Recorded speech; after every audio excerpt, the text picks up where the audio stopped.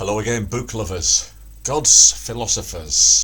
How the medieval world laid the foundations of modern science.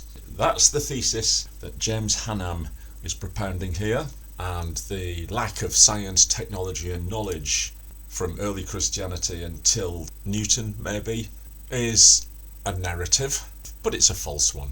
I think this book proves it. This was one that I got as I was leaving the bookshelves in a bookshop. I thought, oh, that sounds good. It's got the picture of God measuring the world on the front as well. It's a beautiful deep terracotta red. And even though it's a subject area that I've been over many times before, I thought, go on then, let's have a dip in again. And that's what it was for me, a rather delicious run through the ways of thinking of the medieval philosophers, how the works of Aristotle and Plato got lost and rediscovered, the translation of the Almagest from Arabic into Latin having been recovered from the Greek, the Merton calculators, all tangled in with the thorny religious issues of the day, and pretty much all gone over already by Peter Adamson in his volume Medieval Philosophy in the series A History of Philosophy Without Any Gaps, which I would recommend to anybody interested in the history of philosophy. There were a couple of hidden corners in this book that didn't feature in Adamson's book. And at the end, perhaps my only criticism is that it spends a lot of time on the story of Kepler, Tycho Brahe, Galileo, which sure is part of the story, but tended to veer off a little bit at the end from at least the title of the book, God's Philosophers. As we plunge into the scientific age, when did it begin? Well, in the conclusion to this book, it's mentioned that scientist as a word was invented by Mr. Whewell in June 1883. So scientists, the word, didn't exist before that. So all the way through here, when we're talking about the birth of science, it comes under the branch of natural philosophy, and therefore will include alchemy.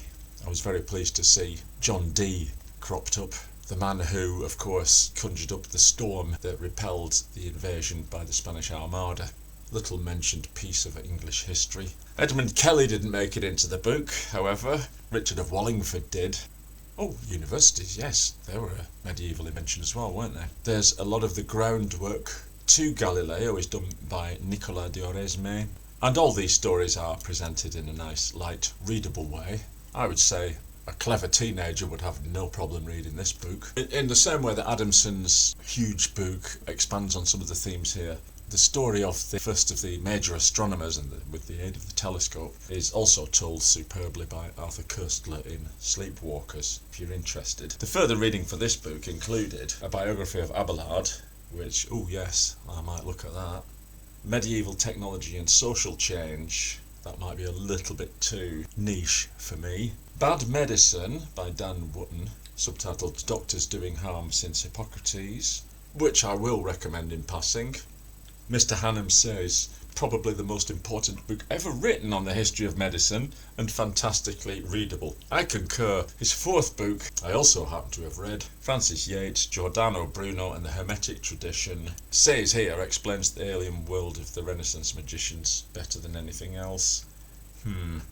I found it very boring and repetitive. Anyway, it's a great story. The thread is that the medieval world wasn't as medieval as we take it to be. Of course, a lot of the corpus of knowledge got lost, but meanwhile, people were busy thinking, and the church wasn't as opposed to them as we've been led to believe. These are the arguments in this book. If you're new to any of these subject areas, it'll be a great read, and it might prompt you to indeed follow up on some of that further reading at the back.